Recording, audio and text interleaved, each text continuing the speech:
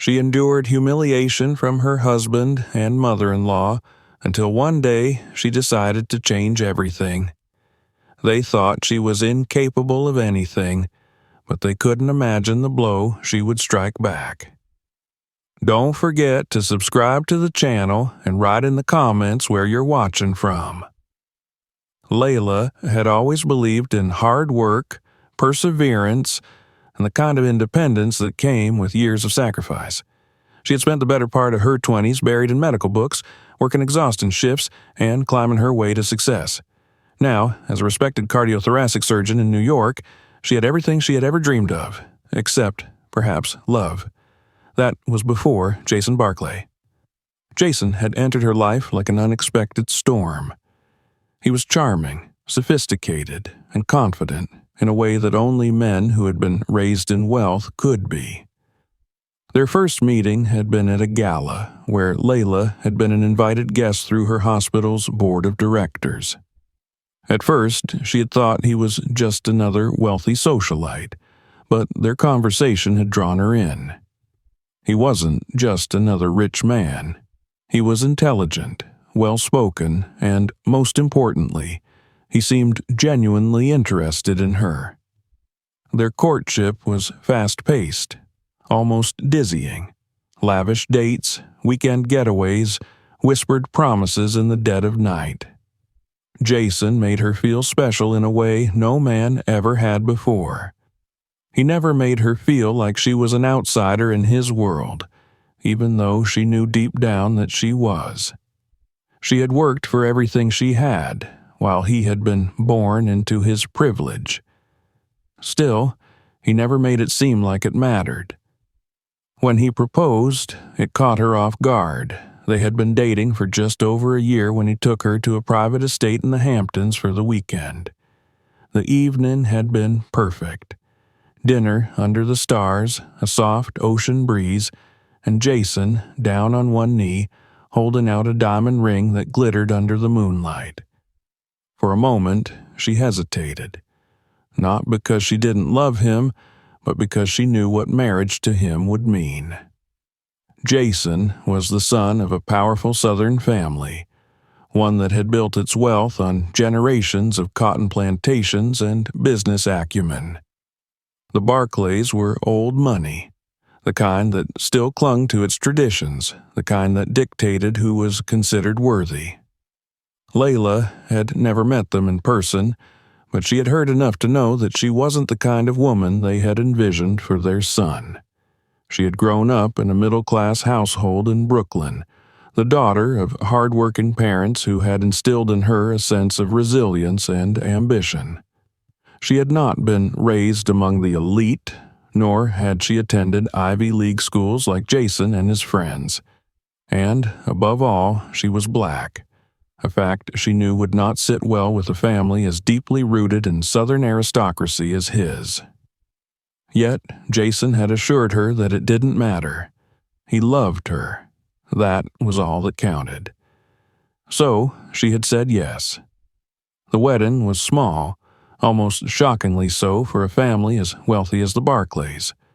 There were no grand ballrooms, no extensive guest lists filled with high society names. Instead, the ceremony was a quiet, understated affair at an estate in Charleston, attended only by close friends and immediate family.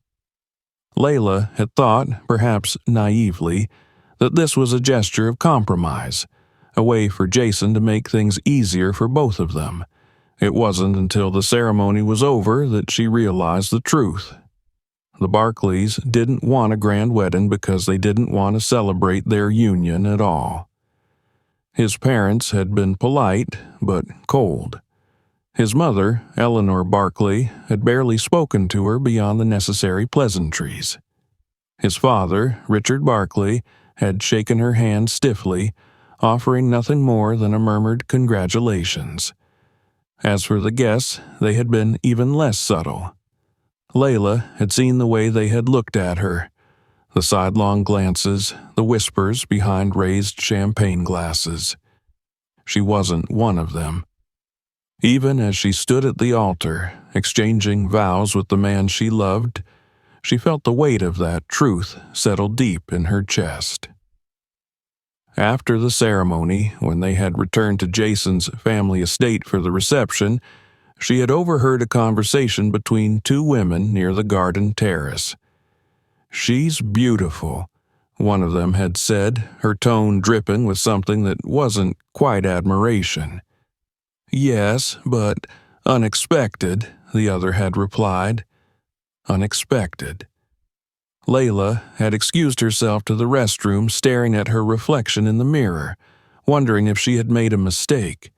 But Jason had found her not long after, wrapping his arms around her and whispering promises against her temple. "This is just how they are," he had said. "Give them time." So she had. She had convinced herself that things would change, that once they saw who she was beyond the color of her skin, beyond her background, they would accept her. But the Barclays didn't change. 2 days after the wedding, Jason brought her to the family's main estate, a sprawling southern mansion that had stood for nearly 2 centuries. The moment she stepped inside, she knew she had walked into a world that wasn't meant for her. The house was elegant but oppressive, its grandeur heavy with history. The walls were lined with portraits of ancestors, all of them white, all of them staring down at her as if they knew she did not belong. From that day forward, Layla understood one thing. She had married Jason, but she had also married his family, and his family did not want her. Eleanor made it clear in the subtlest of ways. The way she ignored Layla's opinions when it came to household matters, the way she subtly excluded her from family conversations, the way she made plans for the family business and left Layla entirely out of them. Richard, on the other hand, was not so subtle. He made no effort to hide his disdain, speaking about her as though she were a temporary inconvenience rather than his son's wife. And Jason, despite all his reassurances, never confronted them. Every time she brought it up, he would sigh, kiss her forehead, and tell her to ignore them. "They'll come around," he would say. But they didn't. Instead, the isolation deepened. The estate became her prison, the walls closing in around her. She was no longer Layla, the brilliant surgeon from New York. She was simply Jason's wife, a title that came with no real stand-in, no real voice. And she began to realize that love alone would not be enough to save her. Layla had always imagined marriage as a partnership, a union where two people supported each other, grew together, and built a life side by side. But within the walls of the Barclay estate, her marriage felt more like a carefully orchestrated performance, where she played the role of a silent, decorative figure. At first, she tried to ignore the subtle slights, the casual dismissals of her presence. She reminded herself that moving in with a spouse's family was always an adjustment, that perhaps she was overanalyzing things. But the reality became undeniable. She was not welcome in this house. The Barclay estate was a sprawling, opulent mansion, the kind that had been passed down through generations of old money. It sat atop acres of perfectly manicured land, with a grand oak-lined driveway that led to towering white columns and massive double doors. Inside, the house was a museum of Southern aristocracy. Mahogany staircase chandeliers dripping with crystals, hand-painted portraits of long-dead Barclays lining the hallways. And now, she was expected to live here. She soon realized that, despite being Jason's wife, she had little say in anything that happened within these walls. His mother, Eleanor Barclay, controlled the household with an iron grip, orchestrating everything from the menu for dinner to the guest lists for the endless social gatherings they hosted. Layla was merely an accessory, someone to be presented when necessary and ignored the rest of the time. The staff took their cues from Eleanor, treating Layla with the same distant politeness. They answered when spoken to, but there was no warmth in their voices. She wasn't the lady of the house. She was an outsider who had forced her way in. Whenever she entered a room, conversations would halt for the briefest of moments before resuming as if she weren't there. When she sat down for breakfast, she was often met with silence, the rustling of newspapers and the clinking of silverware filling the void where polite conversation should have been. Jason noticed none of this. Or, more accurately, he chose not to. She tried to talk to him about it once, after another uncomfortable dinner where his parents spoke of family legacies and traditions as though she didn't exist.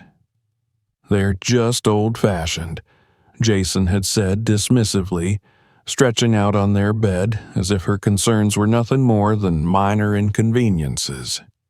"They'll warm up to you eventually." But they never did. Instead, Eleanor found new ways to make her presence feel unwelcome. There were the carefully worded suggestions how Layla might consider dressing more appropriately for certain events, as if the elegant gowns she wore weren't good enough. There were the pointed comments about the way she spoke, the food she ate, the background she came from. And then there was Richard Barclay, who didn't bother with subtlety. "If you ever need anything, just let one of us know," he had said once, his smile cold. "I imagine things are a bit different here than what you're used to." It wasn't a question. It was a reminder that she didn't belong. Through it all, Jason remained indifferent. Layla told herself that he loved her, that he had married her despite knowing his family would disapprove. But love, she was beginning to understand, was not the same as loyalty. Jason loved her in the quiet moments, in the privacy of their bedroom, in the way he kissed her in the morning before leaving for his business meetings. But in front of his family, in the face of their rejection, he did nothing. Her only escape was the garden. It was the one place where she could be alone, where she didn't have to endure the constant reminder that she was unwanted. The garden stretched out behind the estate, filled with blooming magnolias and meticulously maintained hedges. She would spend hours there, walking along the stone paths, breathing in the scent of flowers, reminding herself that she was still a person, still someone who had a life before this. But even that wasn't enough to ease the growing weight of her isolation. Then she became pregnant. When she found out, she felt a rush of emotions: joy, fear, uncertainty. Would this child bring her and Jason closer? Would his family finally accept her?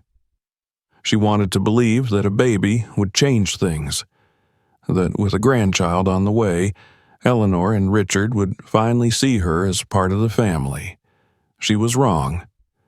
The news was met with the same detached politeness that had greeted her wedding.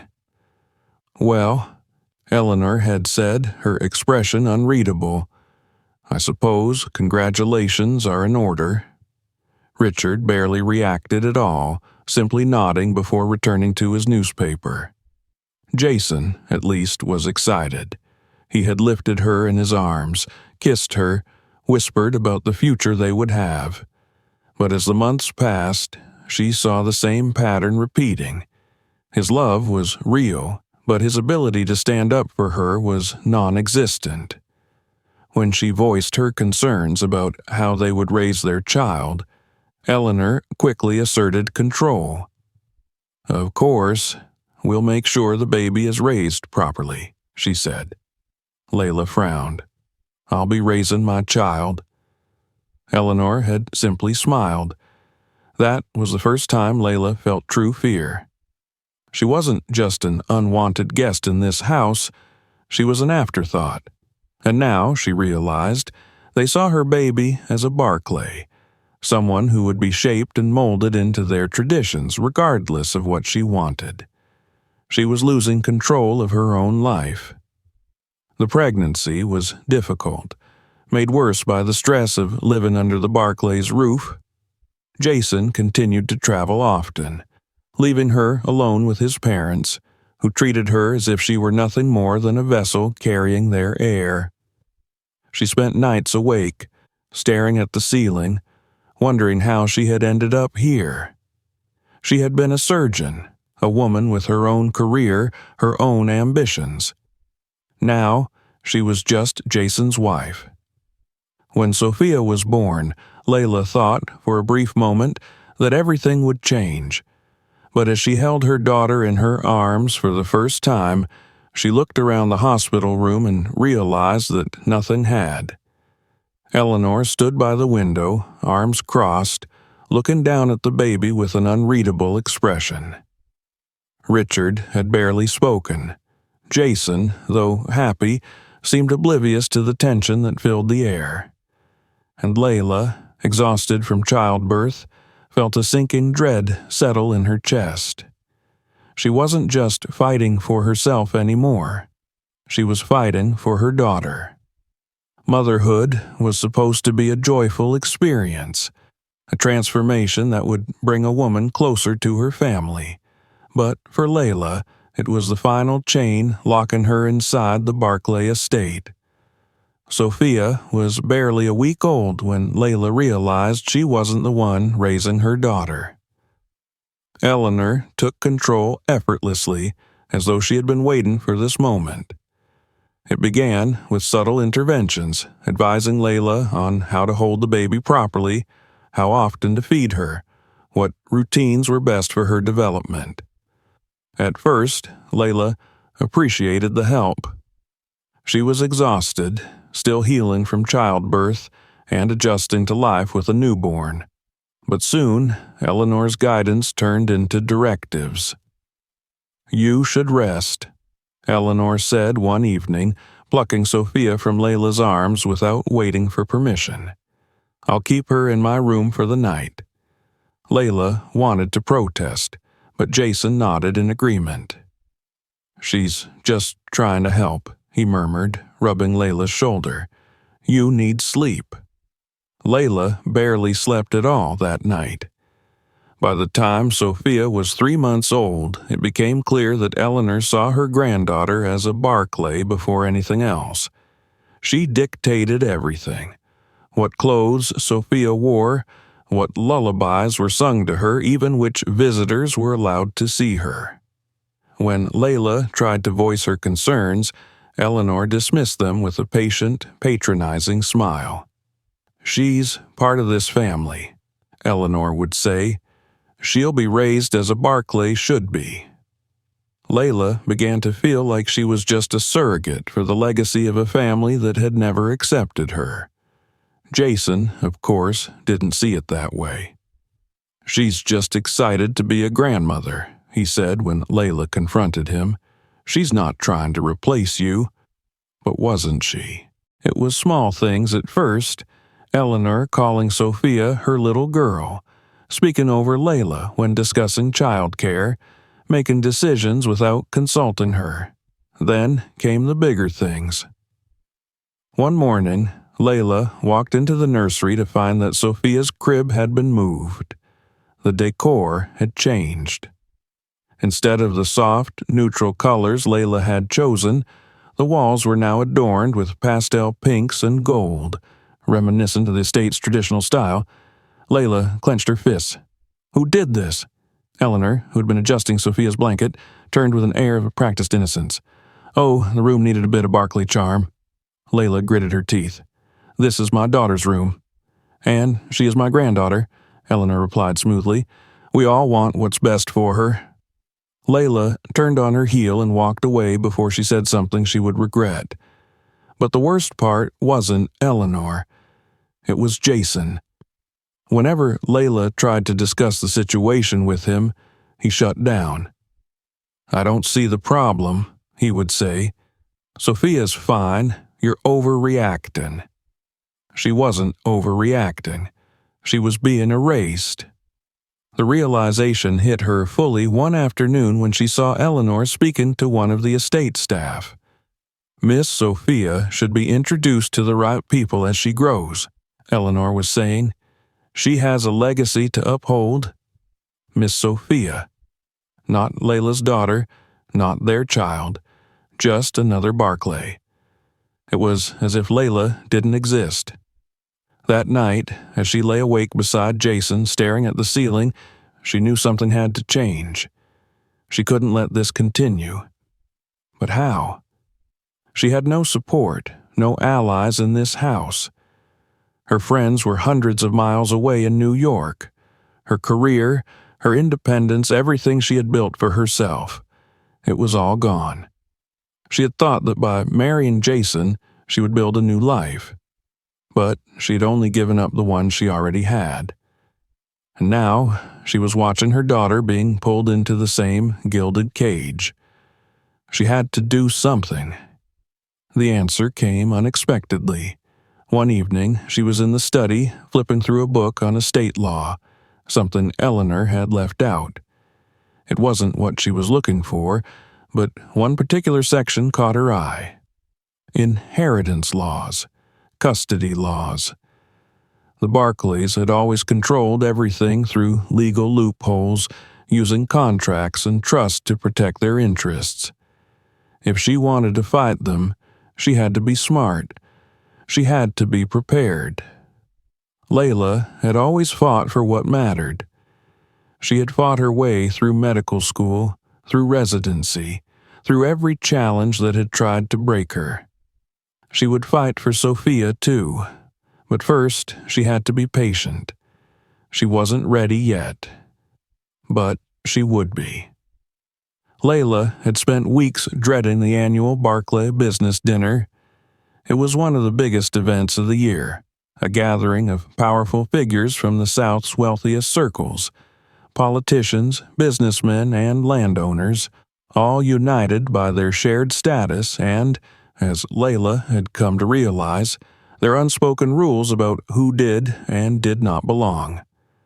From the moment the preparations began, she knew what was expected of her: to stand beside Jason, to smile at the guests, and, most importantly, to remain silent. Eleanor had been particularly insistent about the evening's importance. "This dinner has been a tradition in our family for generations," she said one morning over breakfast. "It's a reflection of everything the Barclays stand for." She didn't say it outright, but Layla understood the implication. She was an outsider, a blemish on their perfect legacy, and tonight she was expected to play her part without disrupting the image Eleanor worked so hard to maintain. The estate was transformed for the occasion. The dining hall, already grand, was made even more ostentatious with candle-lit chandeliers, crystal glassware, and table arrangements that looked like something out of a royal banquet. Dozens of staff members moved in perfect synchronization, preparing the evening down to the finest detail. Layla felt like she was suffocating before the event even began. She had never been someone who cared for wealth and excess, but in the Barclays world, everything was about appearances. When Jason finally entered their bedroom that evening, dressed in his tailored black suit, he barely glanced at her before adjusting his cufflinks. "You ready?" he asked casually. Layla looked at herself in the mirror. Her gown, selected by Eleanor, was an elegant deep blue, simple yet refined, meant to make her blend in rather than stand out. She had learned long ago that wearing anything too bold would invite criticism. Even her jewelry had been chosen for her, a pair of pearls Eleanor had gifted her, a silent reminder of the kind of woman she was expected to be. "I'm ready," she said, even though she wasn't. As the evening began, the guests arrived one by one, each grander than the last. Men in finely tailored suits, women in shimmering dresses, their laughter and conversation filling the air like a carefully rehearsed symphony. Layla stood by Jason's side, smiling at the introductions, shaking hands with strangers who barely acknowledged her. "Jason, good to see you. And this must be your wife. A pleasure to meet you, dear." Their words were polite, but their eyes told the truth. She wasn't one of them. She never would be. Dinner was served with precision, each course appearing as if by magic. Fine wine flowed freely, and conversations swirled around the table, discussions of business ventures, political alliances, and, of course, the importance of heritage. Layla listened in silence, forcing herself to remain composed as the conversations turned, as they always did, toward tradition. "I tell you," one of the guests, a senator, if she recalled correctly, said with a chuckle, "times are changing too fast. People forget where they come from." Across the table, Richard Barclay nodded in agreement. "That's why we preserve what we have. Family, legacy, the foundation of everything." Eleanor smiled approvingly, her gaze flicking toward Layla for the briefest of moments before returning to the conversation. Layla clenched her fists beneath the table. She knew they weren't speaking directly about her, but the message was clear. Then the moment came. It was subtle, so expertly executed that if Layla had been less prepared, she might have thought it was a mistake. Jason's sister, Caroline, a woman who had never hidden her disdain for Layla, lifted her glass of red wine as if to make a toast. "To tradition," she said with a smile that didn't reach her eyes. And then, with a perfectly calculated flick of her wrist, she tipped the glass forward. The deep red liquid cascaded over the table, splashing onto Layla's gown, staining the delicate fabric like blood. A sharp gasp echoed through the room. "Oh," Caroline said, covering her mouth in mock surprise. "How clumsy of me." For a moment, time stood still. Layla felt the warm wine seeping into her dress, the sharp scent of alcohol filling her nostrils. She saw the way the guests looked at her, some feigning concern, others smirking behind their glasses. And then the laughter began. Soft at first, polite chuckles rippling through the table. Jason did nothing. He didn't stand, didn't offer her a napkin, didn't even look at her properly.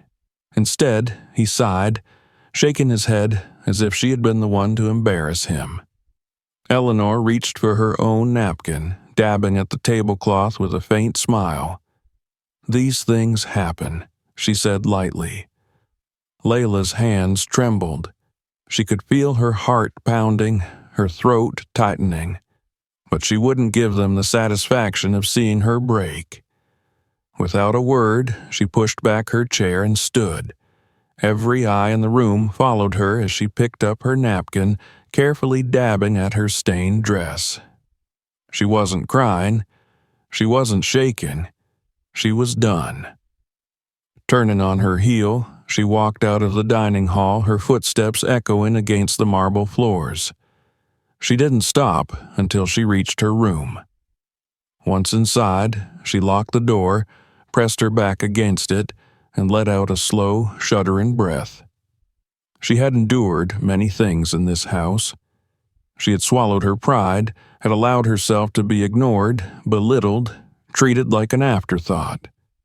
But tonight had been different. Tonight, they had humiliated her in front of their world. Tonight, Jason had let them. And tonight, something inside her finally snapped. She wouldn't stay. Not anymore. As she walked toward her dresser, she pulled open a drawer and reached for the documents she had hidden weeks ago. The bank statements, the legal papers, the notes she had taken after speaking with an attorney in secret. She wasn't just leaving. She was taking Sophia with her. And when she walked out of this house, she would make sure she never had to come back.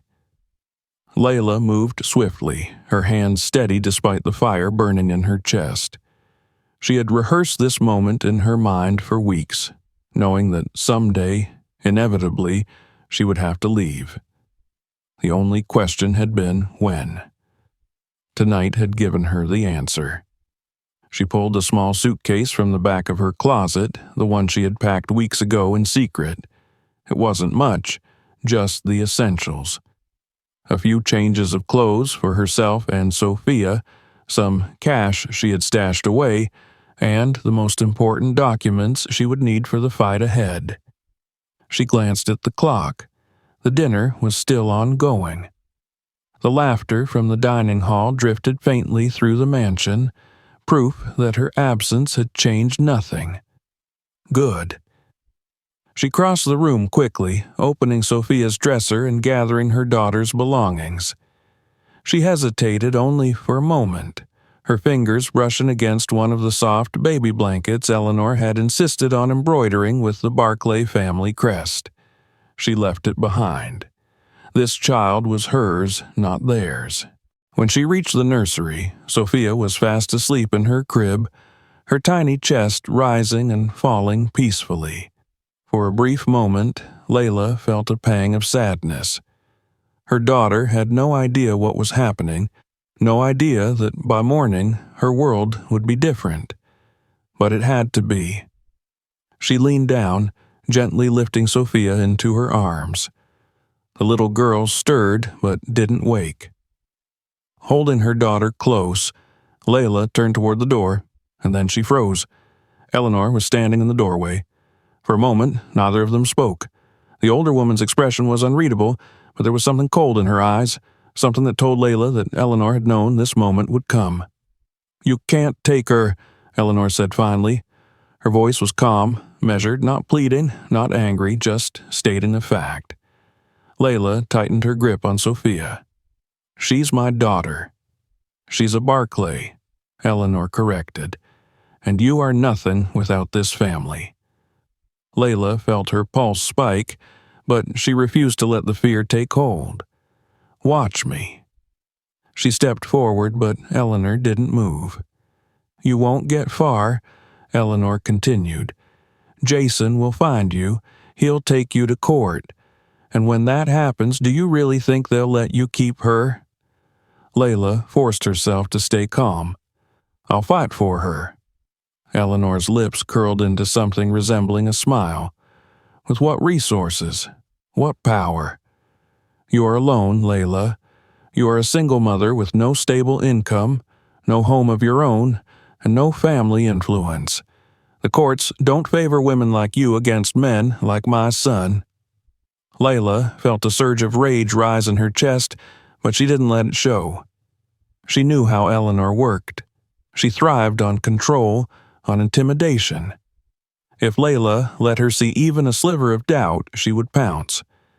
So she lifted her chin. "Then I guess I'll have to change that." She stepped past Eleanor without another word, walking down the hall with Sophia nestled against her chest. Eleanor didn't follow. Layla didn't know if it was because she believed she would fail, or because she had already begun planning how to stop her. Either way, it didn't matter. Because this time, Layla was ready. She made it out of the house without anyone stopping her. The staff were still occupied with the dinner, and Jason was nowhere in sight. By the time she reached her car, her heart was pounding so hard she could barely breathe. She strapped Sophia into the car seat as quickly as possible, glancing toward the mansion one last time. Then she got in and drove. The night swallowed them whole as she sped down the long, winding driveway. She didn't look back. By the time she reached the small hotel on the outskirts of town, exhaustion had begun to set in. Sophia was still asleep, unaware of the fact that their lives had just changed forever. Layla checked in using cash, not wanting to leave a trail on her credit card. Once inside the small, dimly lit room, she collapsed onto the bed, holding Sophia close. She had done it. She had left. But this was only the beginning. Jason wouldn't just let her go. He wouldn't let Sophia go. She had started a war tonight, and she intended to win it. Layla woke to the sound of her phone vibrating against the nightstand. The cheap hotel room was still cloaked in darkness, but a soft, golden hue peeked through the thin curtains, signaling dawn. Her first instinct was to reach for Sophia, but the little girl was still sleeping peacefully, curled against Layla's side. The phone buzzed again. She already knew who it was before she picked it up. Jason. She hesitated, then declined the call. She had nothing to say to him. A second later, another message appeared. "Where the hell are you?" Then another. "You think you can just take my daughter and run? Come back now and we can fix this." Layla scoffed. Fix this? There was no fixing what had happened. She ignored the messages and put the phone down, focusing on her next steps. She had prepared for this, at least as much as she could, but now it was real. Now she had to execute the plan she had spent months piecing together in secret. She needed legal protection. She needed money. And most of all, she needed to ensure that the Barclays could never take Sophia from her. She carefully slid out of bed without waking Sophia and grabbed the manila folder she had stuffed into her bag the night before. Inside were the documents she had been collecting for weeks: bank statements, copies of financial transactions, and the business reports she had managed to get her hands on. The Barclays had built their empire on money and power, but they weren't as untouchable as they thought. Layla had suspected for some time that Richard Barclay, Jason's father, had been involved in some questionable dealings. She had overheard conversations in hushed tones, seen documents left unattended in the study. She wasn't an expert in corporate law, but even she had recognized the red flags. Now, she just needed someone who could use them. By mid-morning, she was sitting in a small law office in the city, waiting for the attorney she had secretly contacted weeks ago. His name was Daniel Lawson, a sharp, no-nonsense lawyer with a reputation for taking on powerful families and winning. When he finally stepped into the room, he eyed her carefully before taking a seat. "I was expecting you," he said, opening a folder of his own. "Though I hoped it wouldn't come to this." Layla took a deep breath. "I left last night. They're going to come after me." Daniel nodded. "They already have." He slid his phone across the desk. On the screen was a news article. "Missing, Barclay heiress, taken by mother in shocking disappearance." Layla felt her stomach turn as she read the subheading. "Jason Barclay, devastated over the sudden abduction of his daughter, has vowed to take legal action to bring her home." She clenched her fists. They're already controlling the narrative. Daniel leaned back. "That's what they do. But we're not going to let them win." She handed him the folder she had brought. "This is everything I could find. Financial discrepancies, offshore accounts, under-the-table deals. If there's anything illegal in there, I need you to find it." Daniel flipped through the documents, his expression darkening with each page. "This is interesting," he said finally. "Enough to make them nervous, but not enough to bring them down." Layla's heart sank. "Then what do I do?" Daniel exhaled slowly. "We fight. We start by filing for custody immediately. We paint the real picture: an emotionally abusive household, an absent father, and a mother who had no choice but to leave to protect her child." Layla nodded. "And if they fight back?" "They will," Daniel said. "They'll try to prove that you're unstable, that you're incapable of raising Sophia. They'll use their money, their influence, everything they have." Layla clenched her jaw. "Then I need to be ready." Daniel looked at her for a long moment. "You're tougher than they think," he finally said. She straightened. "They're about to find out." By the time Layla left the office, the plan was in motion. Daniel's firm had already begun drafting the legal paperwork. By the end of the week, Jason would be served. She checked her phone again. More missed calls, more messages, but it was the newest one that caught her attention. "We'll see you in court." Her pulse quickened. Jason wasn't going to beg anymore. Now he was going to fight, and she had no choice but to fight back. The courtroom was colder than Layla expected. Not physically. There was a steady hum of air conditioning keeping the space at a neutral temperature, but emotionally it was sterile, impersonal. She sat beside Daniel Lawson, her hands folded tightly in her lap. Across the room, Jason sat with his own team of lawyers, his expression unreadable. But she knew what was underneath that carefully controlled facade. Rage, control slipping through his fingers. Layla forced herself to sit upright to steady her breathing. She had known this day would come from the moment she left the Barclay estate. The moment she defied them, she had set this battle into motion. Now, she just had to win. The judge entered the room, an older man with sharp eyes and a no-nonsense demeanor. The court rose, then sat as he took his seat. This court is now in session for the matter of custody regarding minor child Sophia Barclay, the judge announced. Both parties have filed for full custody. We will hear arguments from both sides. Jason's lawyer stood first, a sleek, well-groomed man with the kind of confidence that came from representing the powerful. Your Honor, he began smoothly, this case is not complicated. My client, Jason Barclay, is a responsible father. He comes from a well-established family with deep roots in the community. He has the resources, the stability, and the means to provide his daughter with the best life possible. Layla bristled. The best life possible? They meant wealth. They meant a family name. They meant control. The lawyer continued, pacing slowly. Miss Williams, Dr. Williams acted irrationally. She abducted her daughter in the middle of the night without so much as a discussion. She did not seek mediation. She did not attempt a legal separation first. Instead, she took matters into her own hands, removing the child from her home, her father, and the only life she has ever known. He turned toward the judge. The Barclays are a respected family. They have deep moral values, a strong sense of tradition, and a legacy that they are committed to upholding.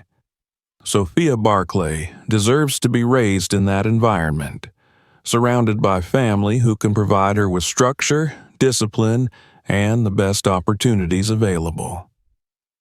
Layla's hands curled into fists. She could feel the judge's eyes on her, assessing her, already weighing Jason's wealth against whatever argument she was about to present. Then Daniel stood. Your Honor, he began, his voice firm but calm. This case is not about wealth. It is not about tradition. It is about what is best for a child. The judge nodded. Proceed. Daniel picked up a file and flipped it open. Let's talk about the structure and stability Mr. Barclay's family claims to offer, he said.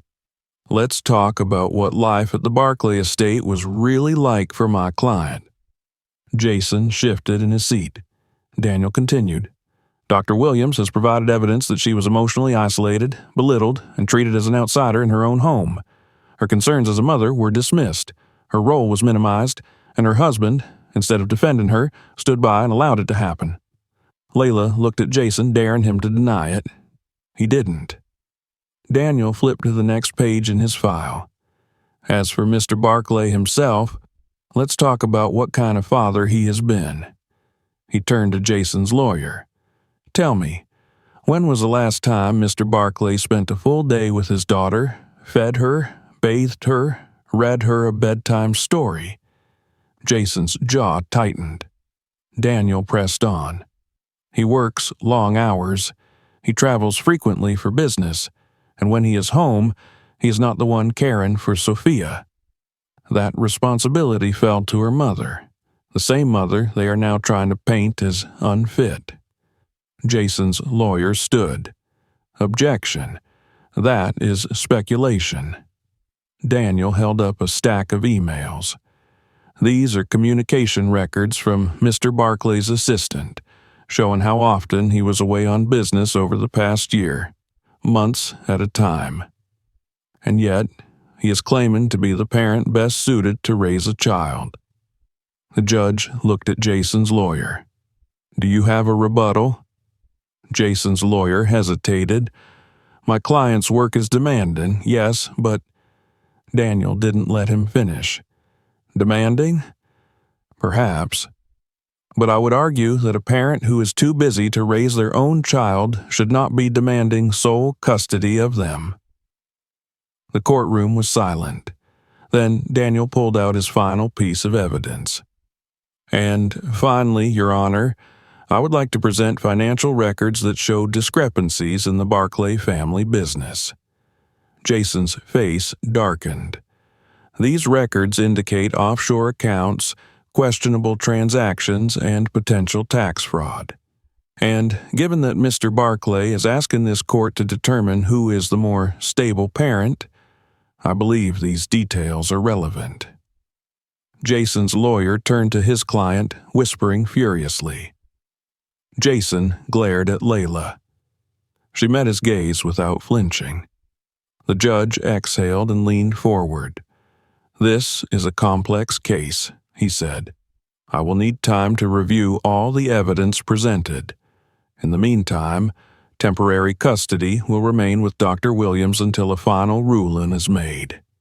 Layla let out a slow breath. It wasn't over, but it was a start. As court adjourned, Jason stormed past her, his voice low and furious. "You think you've won?"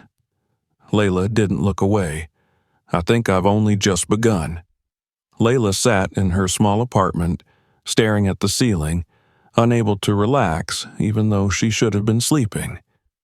The legal battle had drained her in ways she had never imagined, and though temporary custody had been granted in her favor, she knew that Jason and his family would not let this go easily. Sophia was asleep in the next room, curled up in the blankets, her tiny chest rising and falling with each peaceful breath. That sight alone was enough to strengthen Layla's resolve. She had fought too hard to let them take her daughter away. The final custody hearing was set for the next morning. Everything was on the line. Daniel had assured her that they had presented a strong case.